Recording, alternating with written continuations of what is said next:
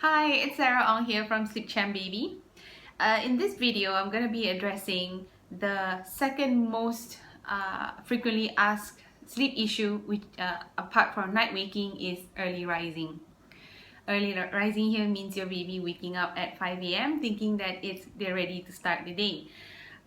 Depending on what type of parent you are, if you are a morning person, you probably think 5 a.m. is a decent time to wake up.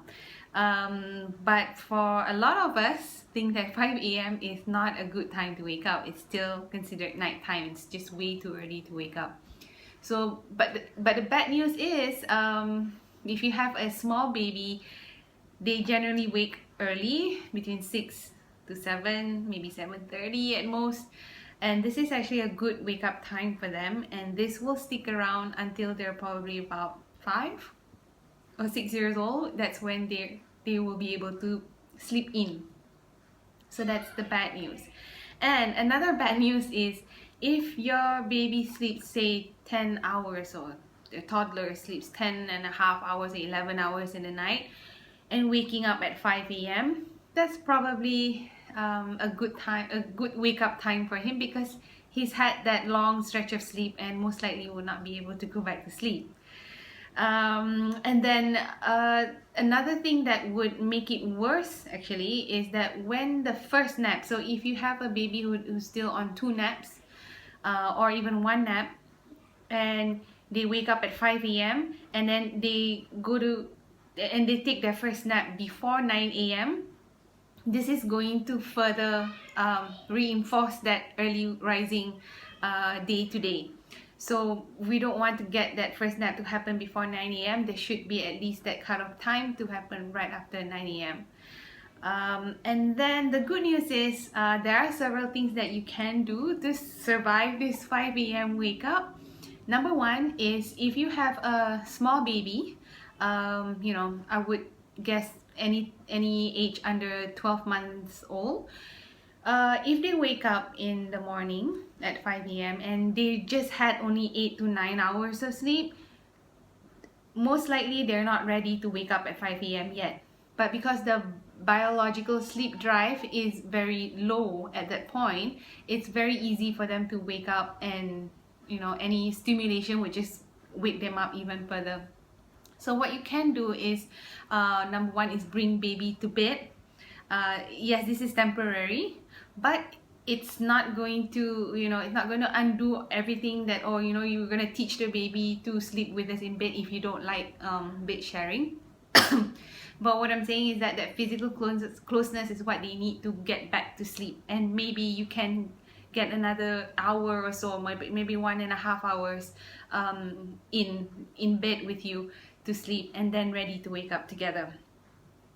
Another way is to do a snooze feed button, which means that you would pick up your baby, if your baby is sleeping in the cot, give him a feed, and then put him back, just so enough that it lasts him another 1 hour, 1.5. So nursing baby back to sleep, or bottle feeding baby back to sleep at this 5 a.m. is fine, and it's going to be around for quite a while, like I said, few years.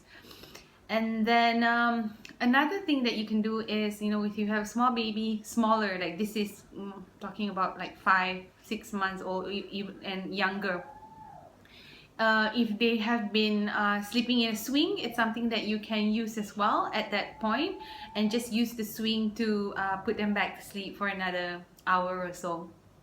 And lastly, if you have a toddler, generally about 2 years and older, get them a toddler clock. So I know some toddler clocks can be expensive, but you can get the ones that changes colors in the night. So which means that at night the color is red, for example, and when you set the alarm at 6:30, and that's when the sun comes up, the clock turns color to yellow, for example, or green, and that's a sign that they're ready. This is the time to wake up. So they can't be calling you or crying. I mean, I'm sure they'll be crying out to you to get them out, but that's a good thing to start teaching them how to use the toddler clock, because at that point they are cognitively ready to understand the difference in color and what they're supposed to do when the clock is not yellow yet, for example.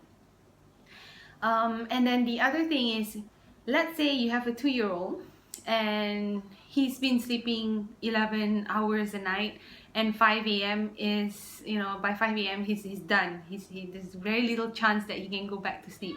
He's waking up very happy and alert.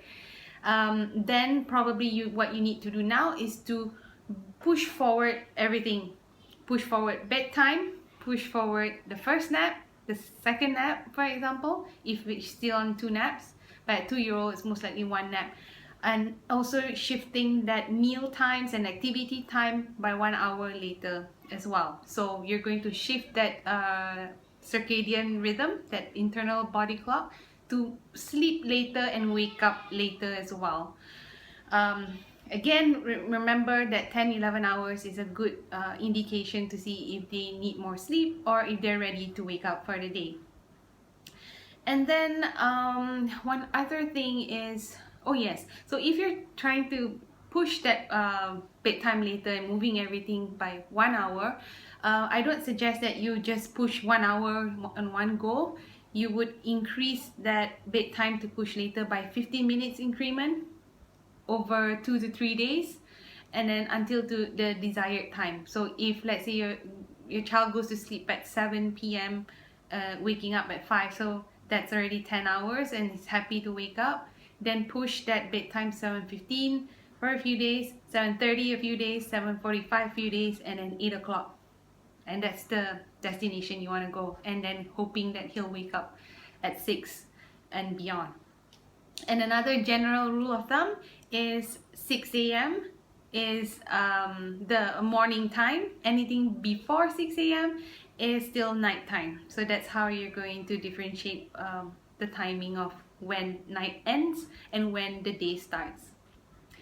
So if you find this helpful, please like the video and share it, or tag your friends who you think have this sleep issue, and to get them to help with these things, so that they are able to understand that they're not awake for fun.